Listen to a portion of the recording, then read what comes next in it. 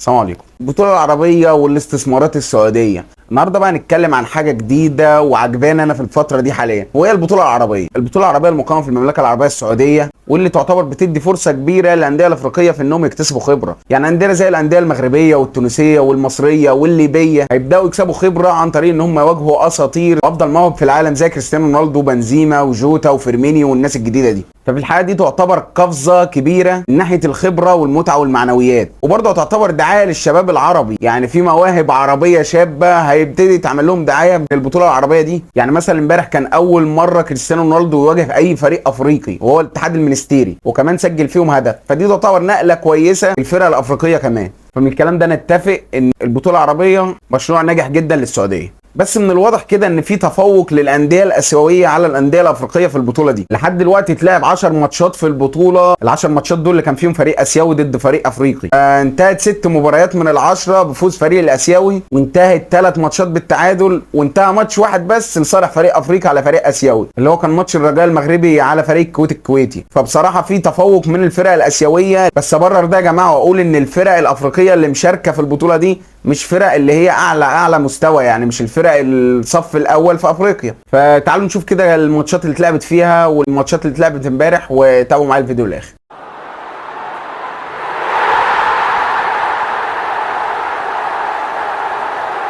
النصر السعودي كسب الاتحاد المنستيري برباعيه، وعلى الناحيه الثانيه الوحده الاماراتي والرجاء المغربي اتاهلوا لربع نهائي كاس الملك سلمان للانديه.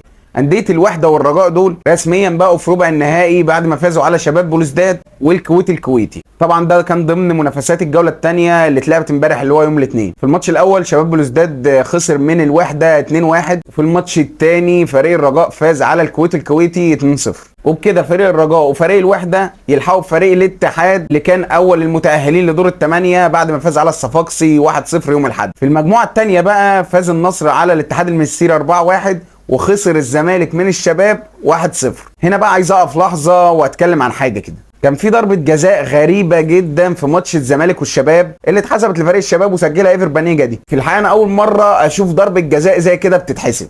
بصوا مبدئيا كده قبل اي حاجه، انا اهلاوي وانا ماليش علاقه بالزمالك. يعني الزمالك يكسب الزمالك يخسر انا ماليش علاقه. انا اللي مهتم بيه ان انا عايز البطوله العربيه دي تنجح. لقطه زي دي مبينه جدا ان في مجامله حصلت، مش عايزين نقصوا على التنظيم او على الانديه السعوديه، لكن حسيت وانا بتابع الماتش ان في تحايل شويه او انحياز لفريق الشباب. ضربه الجزاء غير صحيحه تماما. حتى وانا قاعد بسمع الماتش كنت متوقع ان الحكم كده كده يلغيها، فاتحسبت وسجلوا منها الهدف اللي فازوا بيه فريق الشباب على الزمالك. فمش عارف الحقيقه الصراحه هل لازم الشباب والنصر هم اللي يصعدوا يعني من المجموعه لانهم فريقين سعوديين؟ يعني لان في الحقيقه الكوره كانت واضحه جدا. لاعب نادي الشباب شاط الكوره خبطت في عبد الغني، راحت راجعه تاني في بطن لاعب الشباب، راحت ردت في ايد عبد الغني. ففي الحقيقه كوره غريبه جدا، انا مستغربت ان هو حسبها. الكوره قريبه اصلا واللاعب غير متعمد وحاجات كتير، يعني استحاله من رابع المستحيلات ان هي تتحسب ضربه جزاء. ففي الحقيقه كانت لقطه غريبه جدا في البطوله.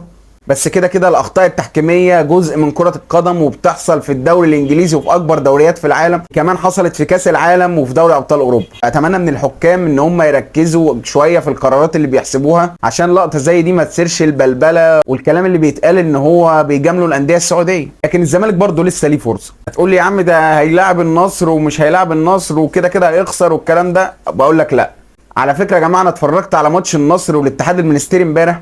النصر فريق عادي جدا. يعني من الكلام ده تقول ان الزمالك يقدر يتعادل معاه مثلا؟ اقول لك الزمالك يقدر يتعادل معاه ويكسبه كمان. يا عم ده معاهم كريستيانو رونالدو وبتاع، ده مفيش اختلاف عليه ان هو من احسن اللعيبه في العالم، بس ده كان زمان. يعني دلوقتي كريستيانو رونالدو ما بقاش زي الاول، كريستيانو حتى ما بقاش فينيشر زي الاول. فانا بقول ان الزمالك لسه ما خرجش ولسه قدامه فرصه. بس في النهايه اتمنى كل التوفيق لفريق الزمالك، وان شاء الله يقدروا يصعدوا ويكملوا في البطوله دي. لكن بصراحه لو واجهوا الاتحاد انا هشجع الاتحاد. زي ما قلت قبل كده يا جماعه انا اتحداوي زي ما انتم شايفين طبعا، فاتمنى الاتحاد هو اللي يفوز بالبطوله.